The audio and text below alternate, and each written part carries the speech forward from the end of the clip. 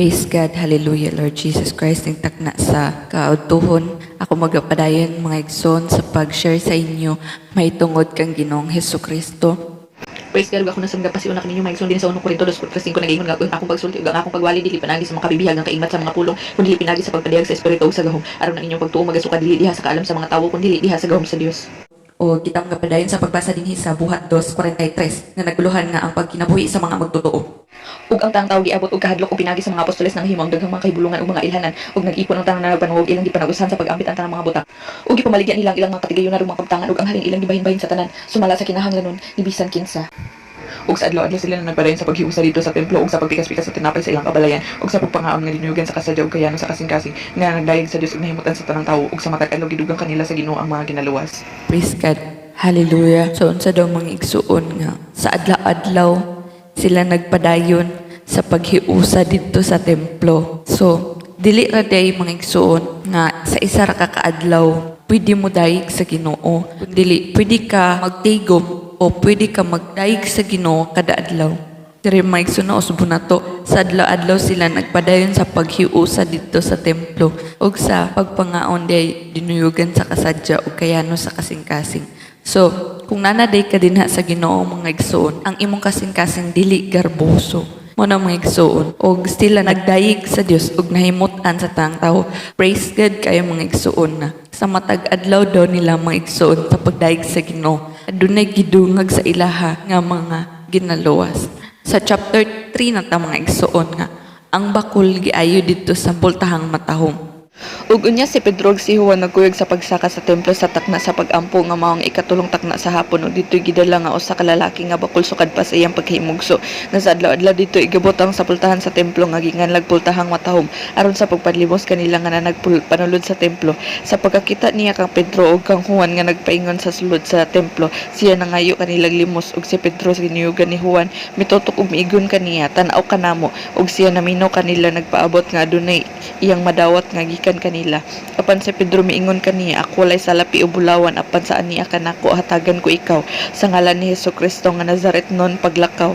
Ug iyang gikuptan siya sa tuong kamot ug gialsa ug diha nabaskog ang iyang mga tiil ug mga buol-buol ug sa pag-ugpo pa niya siya nakatindog ug nakalakaw ug kuyog kanila siya misulod sa templo nga naglakaw ug naglukso-lukso ug nagdayeg sa Dios ug ang tanang tawo nakakita kaniya nga naglakaw na ug nagdayeg sa Dios ug ilang hingilan siya nga mo ang tawo nga maglingkuran sa pultahang matahom sa templo aron sa pagpalimos ug sila giabot og kahibulong og katingala sa nahitabo kaniya. Si Pedro day mga igsuon ug si Juan sa pag-adto nila dito sa templo aron sa pag-ampo nakita nila tong isa ka lalaki nga igpalimusan dito sa pultahang matahom. Sa pagpalimos sa tawo ang giingon ni Pedro nga tan-aw kanamo. So ning tan-aw ang tawo sa kang Pedro mga igsuon. Sa pagtan-aw niya giingnan siya ni Pedro, ako walay salapi o bulawan apan saan niya kanako hatagan ko ikaw. So unsa ra man diha ang naa kang Pedro, wala siya kwarta, wala siya salapi, wala siya bulawan, pero unsa ra man ang naa kang Pedro. Ug sa pag-ingon pa ni Pedro sa ngalan ni Hesukristo nga Nazaretnon paglakaw. Ug ang tawo mga igsuon nga lungpo nakabaton og pagtuo kang Ginoong Hesukristo. Ug sa pagkupot sa iyaha ni Pedro ug sa pag-alsa sa iyaha diha siya nabaskog ang iyang mga tiil tungod siya adunay pagtuo kang Ginoong Hesukristo. Sa 11, ang pakigpulong ni Pedro dito sa portiko ni Salomon. Ug samtang naggunit pa siya kang Pedro ug Juan ang tanang tawo sa dakong kahibulong midugok ngadto kanila sa portiko nga ginganlag portiko ni Salomon. Ug sa pagkakita ni Pedro niini ang mga tawo iyang gisultihan nga nag-ingon, mga taga-Israel nganong inyo man kaming gikahibudngan ug nganong inyo man kaming natutukan nga daw kami gayud mao ang nakahimukan niya sa paglakaw pinagi sa among kagalingong kagahom o pagkadisnon. Ang Dios ni Abraham ug ni Isaac ug ni Jacob ang Dios sa atong nga ginikanan nagpasinog sa iyang alagad nga si Jesus nga inyong gitugyan ug gidumilian sa tubagan na Pilato sa diha nga naukman na unta niini nga pabuyaan na lamang siya apan inyong gidumilian ang balaan ug matarong inyong gipangayo nga mao'y buhian alang kaninyo ang usa ka mamumon ug inyong gipatay ang mag-uugda sa kinabuhi ang gibanhaw sa Dios gikan sa mga patay. Kami mga saksi niini ug ang iyang ngalan pinasikad sa pagtuo sa iyang ngalan nakapahimog pabaskog niining tawhana nga inyong nakita ug nailhan ug ang pagtuo nga pinasikad kang Hesus mo'y naghatag kaniya niining hingpit nga pagkaayo sa atubangan ninyong tanan. Praise God. So unsa daw mga igsuon Ang pagtuo gyud ay atong tawo nga lumpo maoy nakapaayo kaniya sa ngalan ni Ginoong Hesukristo. Sa 17 Ug karon mga igsoon, ako nasayod nga kadto inyong gibuhat tungod kay kamo wala man mahibalo maingon sa pagbuhat usab sa inyong mga punuan. Apan sa ingon ni ini gituman sa Dios ang iyang gipasidaan pinagi sa baba sa tanang mga propeta nga kinahanglan gayud magantos ang iyang Kristo. Bus sa paghinulsol kamo og pamalik na kamo kaniya aron mapalang inyong mga sala aron ang mga panahon sa kayahay magabot gikan sa tubangan sa Ginoo. Ug aron iyang ipadala si Jesus ang Kristo nga gitagana alang kaninyo. So, ang yon ni Pedro mga igsoon si Ginoong Hesukristo nga kinahanglan amo tuo kamo kang Ginoong Hesukristo ug mag-alagad kamo kaniya ug paghinulsol sa inyong mga sala aron pala ang inyong sala ug ang kahayahay mag-aabot kaninyo gikan sa tubangan sa Ginoo.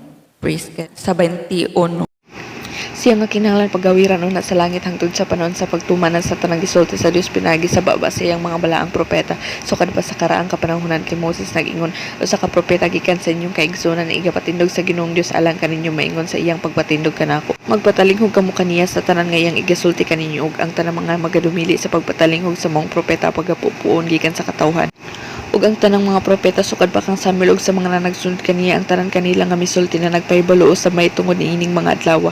Kamo maong mga anak sa mga propeta ug sa pakigsaad nga gihimo sa Dios uban sa inyong mga ginikanan sa iyang pag-ingon kang Abraham pinagi sa imong kaliwat pagapanalangin ang tanang kabanayan sa yuta. Kamo ang unang gipadadaan sa Dios sa iyang alagad ug sa iyang napatindog siya aron sa pagpanalangin kaninyo pinagi sa pagpatalikod sa matag usa kaninyo gikan sa inyong pagkadaotan. Ang panahon aniya nagyud ang gingharian sa Dios sa dulo na paghinulsol kamo ug tumo kamo sa maayong balita. sa chapter 4, si Pedro ug si Juan sa tubangan sa Sanhedrin.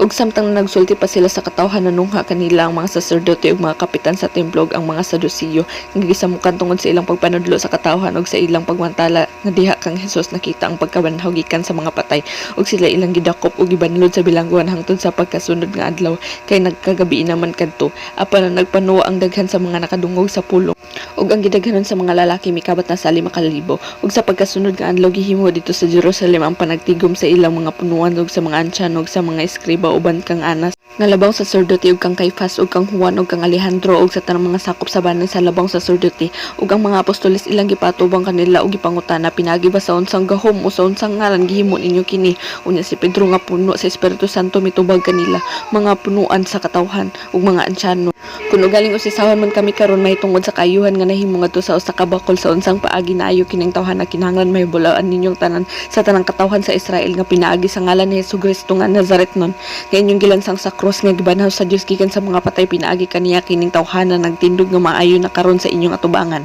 kining maong Hesus nga mao ang bato nga gisalikwan ninyong mga magtutukod apan nga nahimo hinunguluhan sa pamagan ug walay kaluwasan pinaagi kang bisan kinsa pangalain kay walay bisan unsa panglain nga ngalan sa silong sa langit nga gikahatag ngadto sa mga tawo nga pinaagi niini maluwas kita ug sa ilang pagkakita sa walay kahadlok nga sinultihan ni Pedro ug ni Juan ug sa ilang pagpakaila nga kini sila mga walay kibang kaagan ug makumuraman nga mga tawo ug sila nahibulong ug inya ilang naila nga kini sila mao ang nagpakigkauban kang Hesus ug sanglit ilang mang nakita ang taong naayo nga nagtindog tupad kanila sila walang arang ikasulti batok niini apan sa nakasugo na sila kanila sa paggula sa Sanhedrin sila nagsinulti ay tali sa ilang kaugalingon nga nag-ingon unsaon man nato kining mga tawhana kay dayag man gayud kayo sa tanan na nagpuyo sa Jerusalem nga pinagi kanila na himo usa ka dili malalis nga milagro ug dili na gayud kita makapanghimakak niini apan aron dili na magpadayon ang pagkabutyag niini ngadto sa katawhan hulgaon ta sila nga dili na pagsulti kang bisan kinsa pinasikad niini nga lana ug ilang gipatawag sila ug gipinahan sa dili na gayud pagsulti ug pagpanudlo pinasikad sa ngalan ni Hesus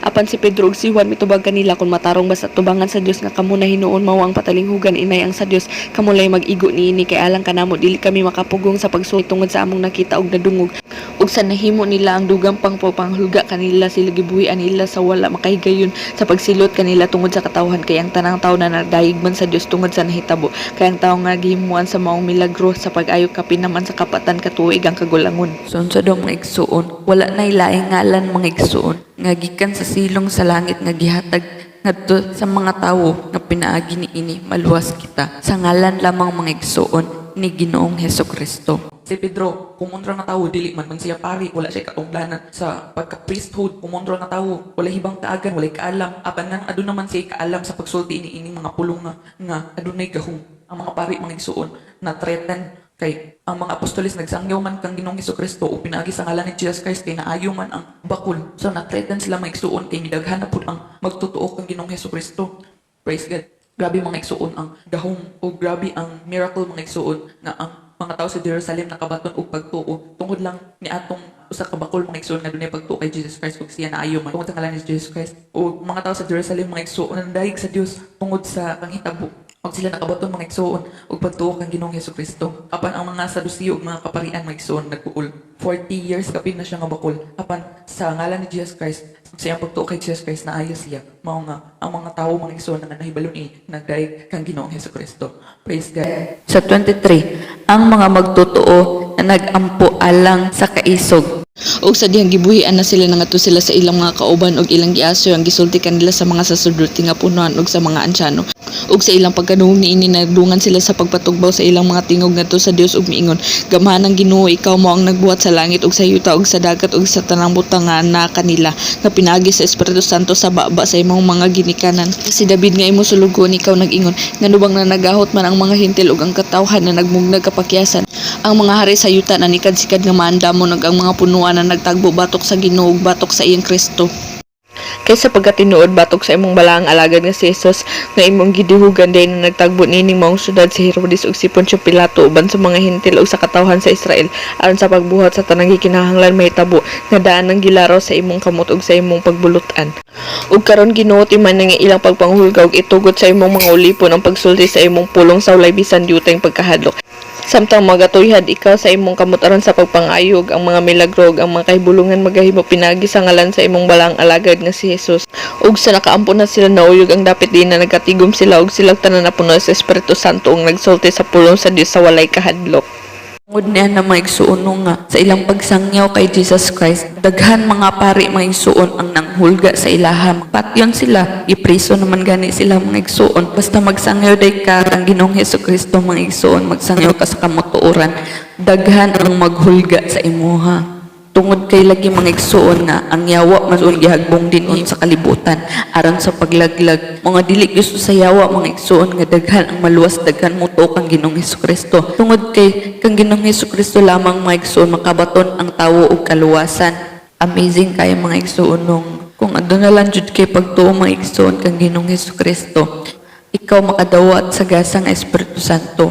Mao nga kung aduna kay pagtuo kang Ginoong Hesukristo mga igsuon, kinahanglan nga dawaton usab nimo paghinlo sa sala mga igsuon mao ang pagbautismo dinha sa tubig mga igsuon aron sa kapasaluan sala sa ngalan ni Ginoong Hesukristo mga igsuon o ikaw usab makadawat sa gasa nga Espiritu Santo aron ikaw makadawat og gahom o ikaw usab mga igsuon makadawat og patik o timbre tungod kay ang timbre ug patik mo man ang Espiritu Santo mga igsuon aron sa pagbalik sa Ginoo mga igsuon ikaw madala ngadto sa gingharian nga iyang gisaad alang sa iyang mga pinili nga mga katawhan.